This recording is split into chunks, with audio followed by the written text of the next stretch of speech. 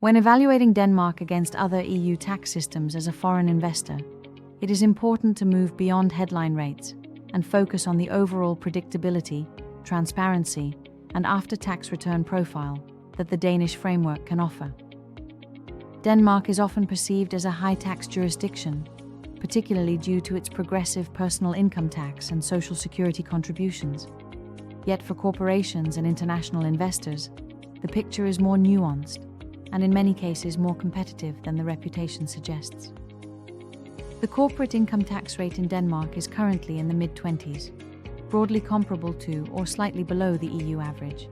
And while this is higher than in some low-tax jurisdictions such as Ireland or certain Eastern European member states, the Danish system places a premium on clarity, stable legislation, and a broad base with relatively few distortive special regimes.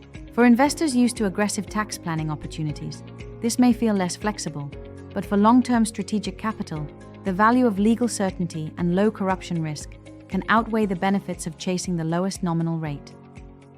Compared with larger EU economies like Germany, France, or Italy, Denmark's overall corporate tax burden is often competitive once you factor in fewer layers of local surcharges, a relatively streamlined compliance process, and a tax administration that is generally seen as efficient and predictable. In addition, Denmark's extensive network of double taxation treaties reduces withholding taxes on cross-border dividends, interest, and royalties, which can be particularly attractive for holding and financing structures, especially when combined with EU directives that facilitate tax-efficient repatriation of profits within the Union. For personal taxation, Denmark's top marginal rates on labor income are undeniably high compared with many peers, which can be a consideration when relocating key executives. However, the country offers a favorable expatriate tax regime for highly skilled foreign employees, enabling a significantly reduced flat tax rate for a fixed period, subject to specific conditions. This can substantially mitigate the effective tax cost of bringing in international leadership and specialist talent, positioning Denmark more competitively alongside countries like the Netherlands or Sweden that operate similar expatriate schemes. When comparing Denmark to traditional low-tax hubs such as Ireland, Luxembourg, Cyprus, or certain Eastern European nations, the trade-off becomes one of cost versus stability and substance. Denmark does not compete as an ultra-low-tax jurisdiction, nor does it rely heavily on ring-fenced regimes designed primarily for tax arbitrage. Instead, it offers a mainstream, OECD-aligned environment with strong adherence to international standards on transfer pricing, anti-avoidance, and transparency. For investors concerned about reputational risk, future regulatory tightening, and the durability of tax structures over a 10 to 20-year horizon, this can be a significant strategic advantage.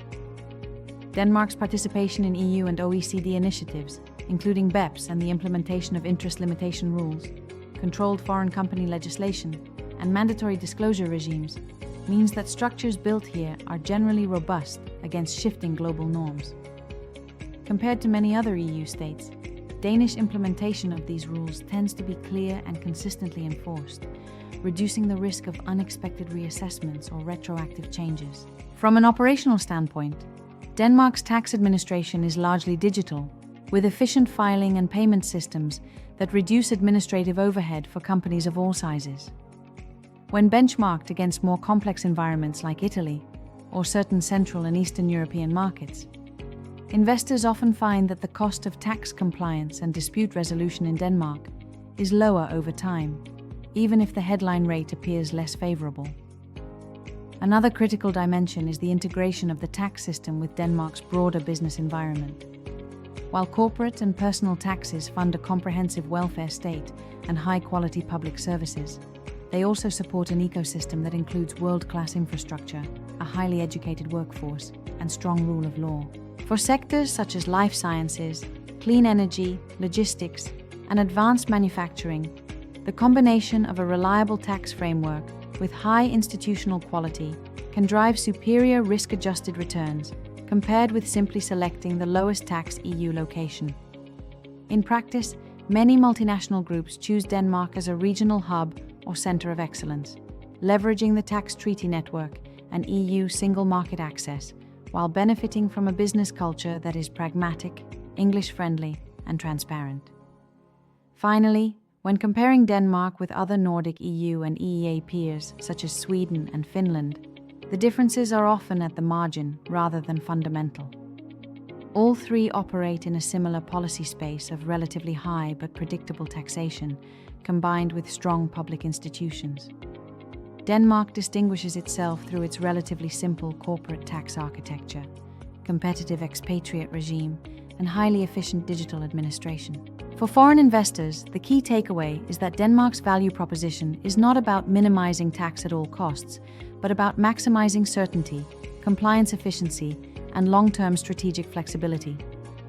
When you evaluate Denmark against other EU tax systems, it is essential to run full scenario models that incorporate not only statutory rates and incentives, but also the likely trajectory of regulation, the cost of potential disputes, and the importance of reputational resilience. In many of those scenarios, especially for investors prioritizing stability, ESG alignment, and long-term presence in Northern Europe, Denmark emerges as a balanced and compelling choice within the EU landscape.